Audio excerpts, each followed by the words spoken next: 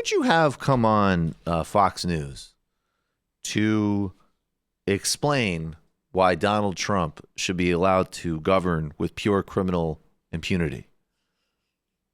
Well, it should surprise no one that Fox News saw fit to put the designer of the torture program, the architect of the CIA torture program.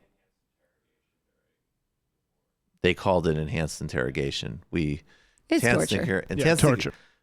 Torture and a great innovation in Orwellian discourse. This is Brian Kilmeade and James Mitchell. You've seen what's happened to the president, and you're saying it's deja vu all over again. In what respect did they do the same thing to you?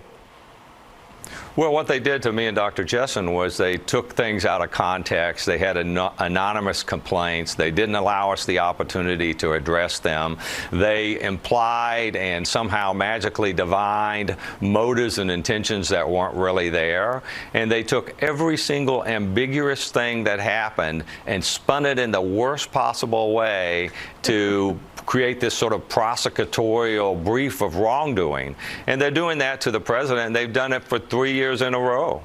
And they're doing it hand in hand with the press like they did to you. Look at some of these headlines during your investigation. Psychologists open a window of brutal CIA interrogations. The Cut comes out with this story. Meet the psychologist who helped the CIA torture. Vox says this: the CIA's torture program as explained by the psychologist who designed it. Oh, good luck getting a fair and balanced look, right? Well, the point is not to have a fair and balanced look.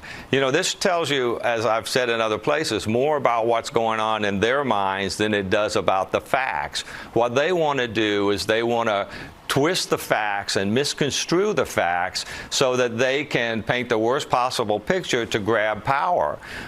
But one of the things it should tell the voters is that they think you're stupid. They think that you don't understand the words that you read in the transcript. You know, he did not do those things that they were accusing him of, just as we did not do the things that they accused him. Okay. Thanks for the help. Thanks for the help, James. Great work. You know, this is also the game of, first of all, Fox News.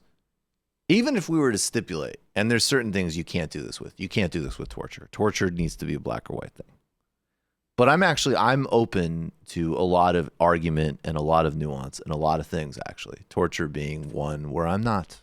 That I think should be pretty obvious.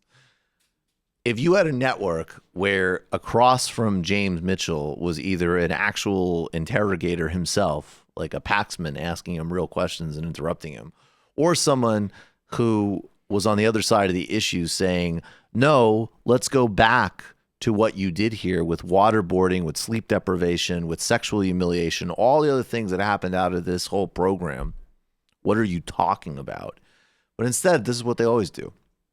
They take examples from other press outlets of, in those cases, just objective descriptions of what this guy was involved in. And then they say like, oh, where's the debate?